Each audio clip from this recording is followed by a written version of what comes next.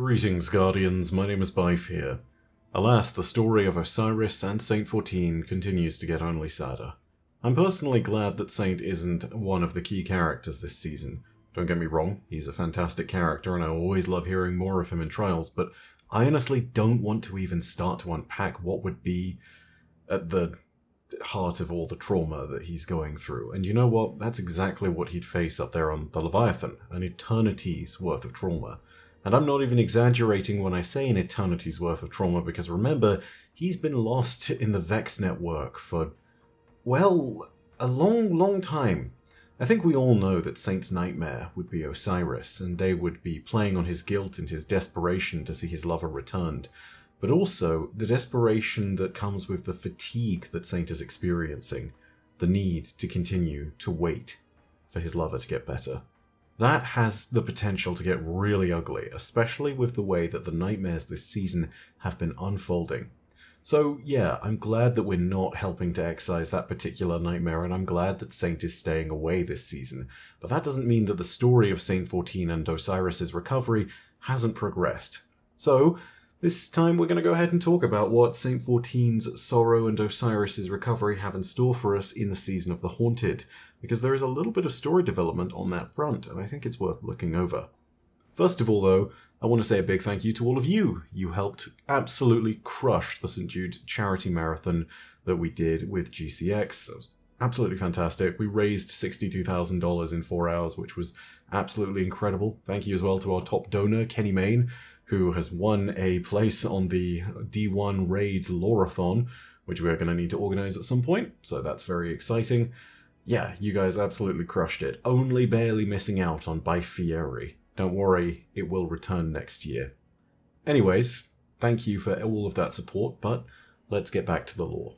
So, there's a few places where we can get an update on the lore of Saint 14 and Osiris this season.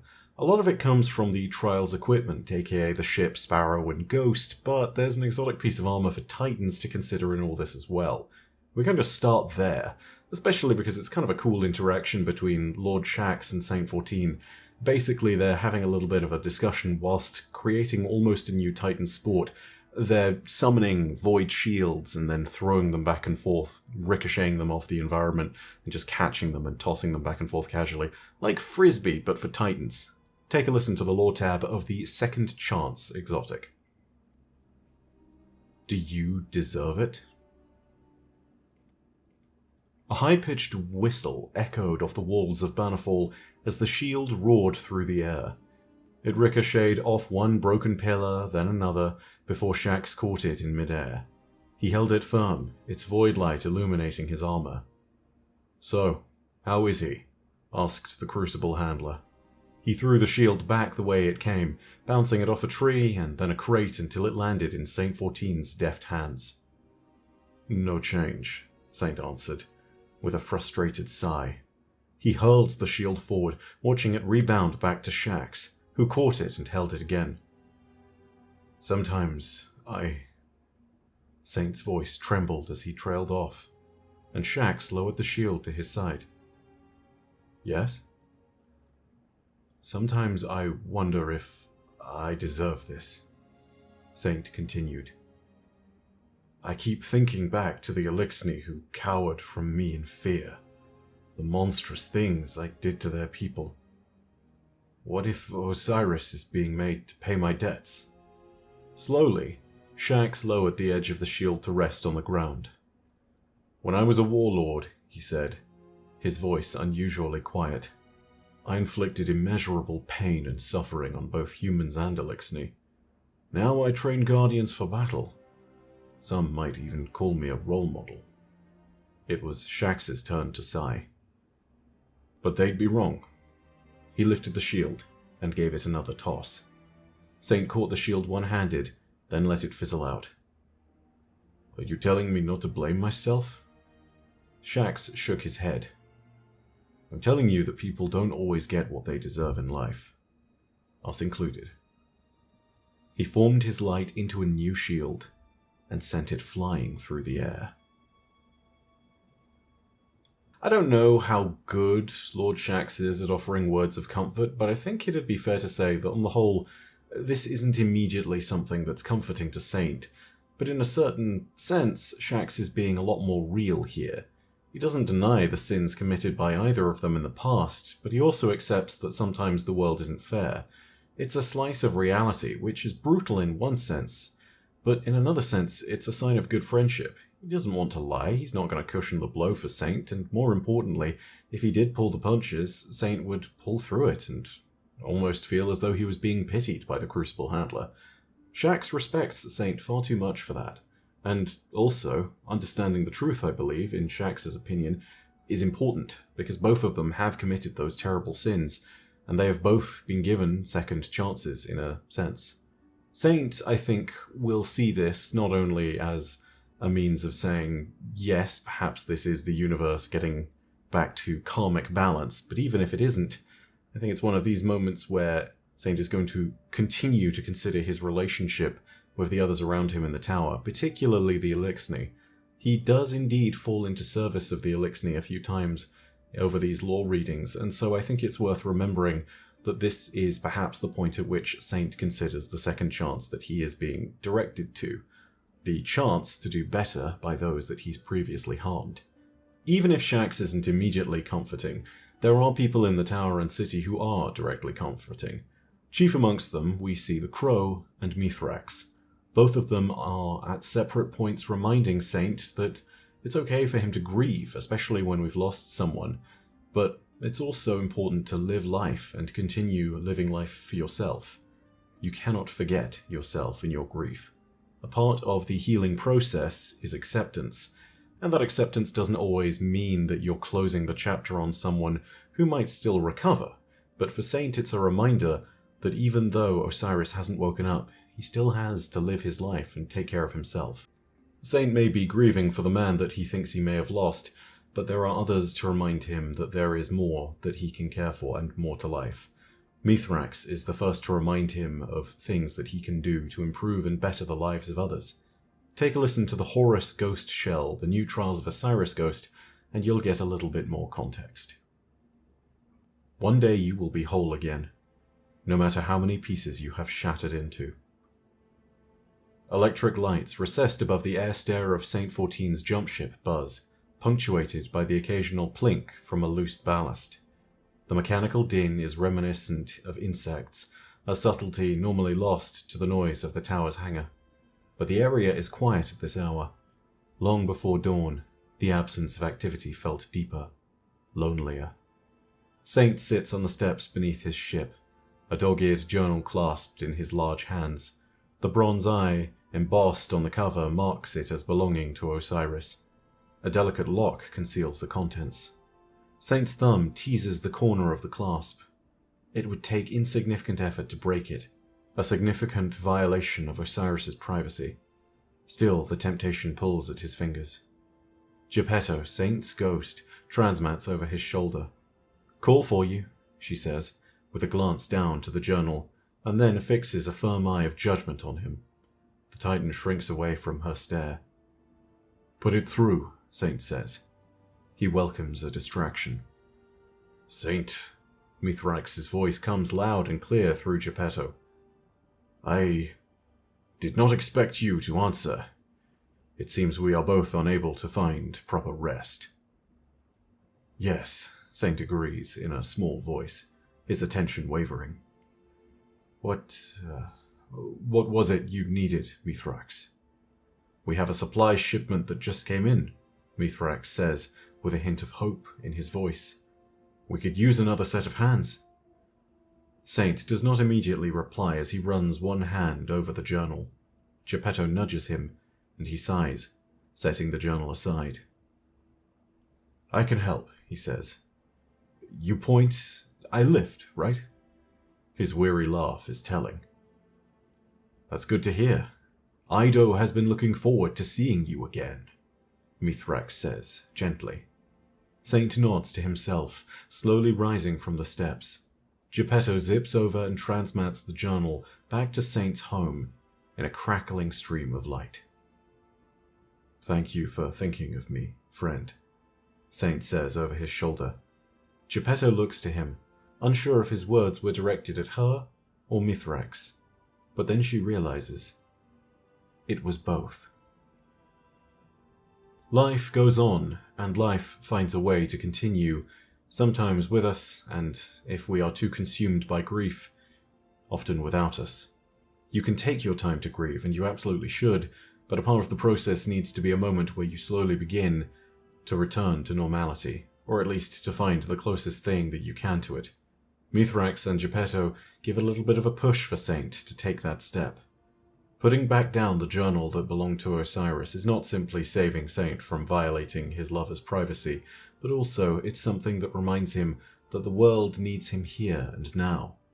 Saint still spends time with Osiris, though, and will still stay with him by his bed. There are times when Mithrax and Geppetto's approach is best, but that moment is sometimes unclear. Sometimes it is best to allow oneself time to grieve and contemplate. Growth can come from such grief eventually, as long as one is not completely consumed. This time, in the hushed Syrinx lore tab, Crow shows us a little bit of the empathy that one can reach out to, and a defter touch that is often required when someone is in this state. Take a listen. Out of his armor, laid in a sterile bed, and clothed in linen, Osiris looks thin and frail. Age wears lines into his face deeper than the trenches of Mercury.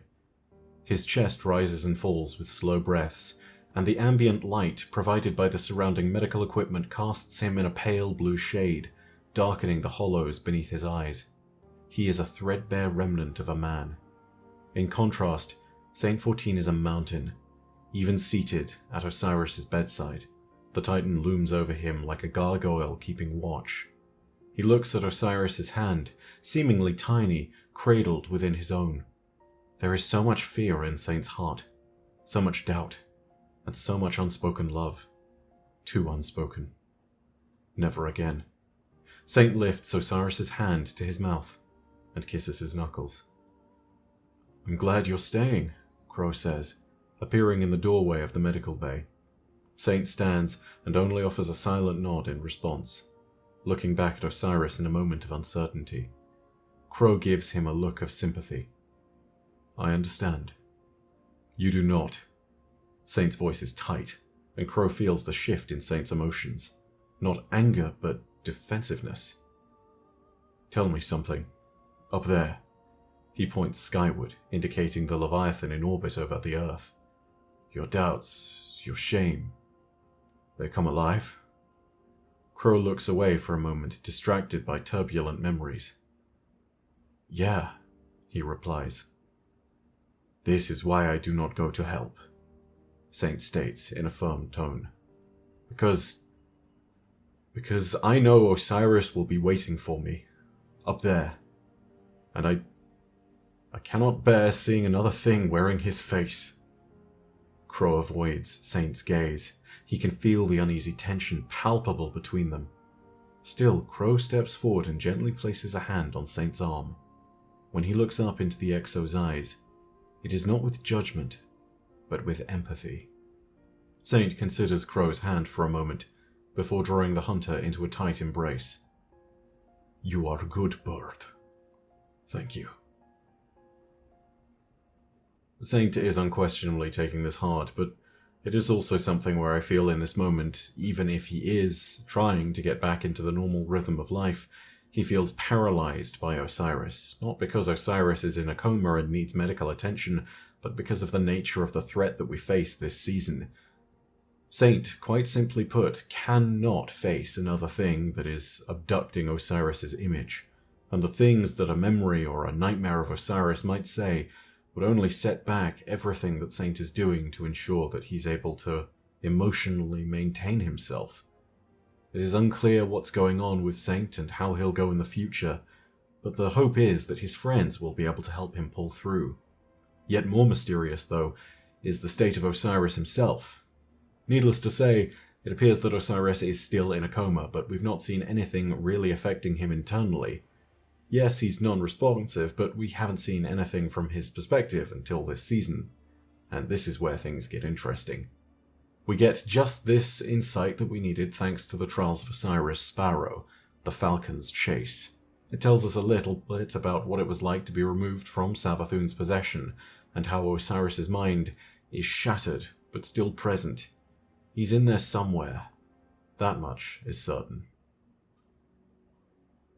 A shadow of a man, a glimpse of a dream. Darkness floods me like breath, expanding with each thought. For a time it flowed out as often as in, giving me space to surface above the pressing sea and glimpse the cruel storm above, the distant hope of shore. But now there is only sea, and nothing true remains. I shut all three of my eyes. I curl in on myself, offering the world my exoskeleton as a shield. No. I am human. Soft and vulnerable, shellless and lightless. Waves crash over me, heavy, choking, inexorable. No choice but to drown. No point in swimming. Even the armored succumb to the depths. What chance have I? I wash up on a shattered stone breakwater. I do not know my limbs. I want... What? This craving pit echoing deep within me, what does it seek? I would crawl inland if I owned myself, if only to make the hungering stop. The world erupts beneath me, the stone becomes quicksand in an instant. I struggle, fear before thought, and it swallows me all the faster. I reach for aid. My hand is held. Saint? My fingers brush through open air, met instead by gripping claws. They tear at flesh and mind, wearing a grim intimacy, dripping in the sacrifice of thousands. I know these lie sharpened talons. Would I could tear that understanding from the synaptic heart of me. I am 100 shards of myself, shimmering, broken in freefall, glimpsing my own infinite reflections. Some shine gold, some burn sickly green, and some fade as soon as they are witnessed. I cannot guess which one is real. Perhaps one is her. Perhaps I am her. My senses lie. A familiar voice calls out, sonorous against the abyss, incomprehensible but sweet. I think I hear the fluttering of wings, but the hum of the sundial gives no direction. How long has it been? Osiris is still clearly alive in there, but the process of healing is a complicated one. The fact that he's been possessed by Savathun for so long has clearly not helped, and oftentimes his fractured mind is often interlinked with memories of hers. In order for this to be properly cleared up, I think it's fair to say that we are going to need some serious focus on Osiris's treatment. This is something that maybe he can recover from in time given the right stimulus. Maybe this is something that Saint 14 can continue to help him with. But I also wonder whether there is a way that we would need to breach into Osiris's mind. I know that there are a few ways of potentially doing this. The scions of Keitel's ascendancy might be key to helping do this. It is unfortunately impossible for, as Saint suggested, him and Osiris to share a dream now that Osiris has been severed from the light, but there are certain other methods by which, hopefully, the scions can help. Callus's scions, back on the Leviathan, were able to pull various members of our fire team into a nightmare realm, one that was completely under their control, one that was made of psychic energy. And though the Witch Queen's power, even though she has been dead and pushed back from Osiris's mind, is still strong, I do wonder if their power might be equal to it, and if they might be able to help sort the Warlock and the various shattered fragments of his mind. There is hope, I believe, for Osiris to recover. Whether that hope is slim, non-existent, or merely a fool's gambit, whether it is certain that he will heal, the process is bound to be complicated, and it is too soon to tell whether this will be the last we see of Osiris. But one thing we do know definitively is this: Osiris is still in there. We just need to find a way of bringing him back. But that's all from me for now. I hope you enjoyed the lore video. If you did, go ahead and leave a like, and of course leave your own thoughts down below in the comments section. Again, I'm going to apologize for this in advance. Unfortunately, because of the fact that I'm at GCX this week, I will not necessarily be able to get on top of the weekly lore, so everything to do with Zavala this week is something that you're going to potentially need to wait for a little bit. I'm going to do my best to see if I can get that out for you guys in time, but no promises, no guarantees. It might be something that's a little bit more rushed than usual. What I will say is this, though. Thank you again for all of the support in the GCX Charity Marathon. And of course, if you're at GCX, remember that I have 2 panels and a live tavern setting D&D session that I'm attending, and you should be there for all of them. I've also got my booth if you want to see me and say hi and get something signed, or just to say hello, or maybe to ask a lore question here or there. You can do all of that if you're going to GCX, and I look forward to seeing all of you there. But as per usual, know that your viewership has been quite enough for me, and that in the meantime, my name is Byf. Per audacia ad astra. I'll see you, Starside.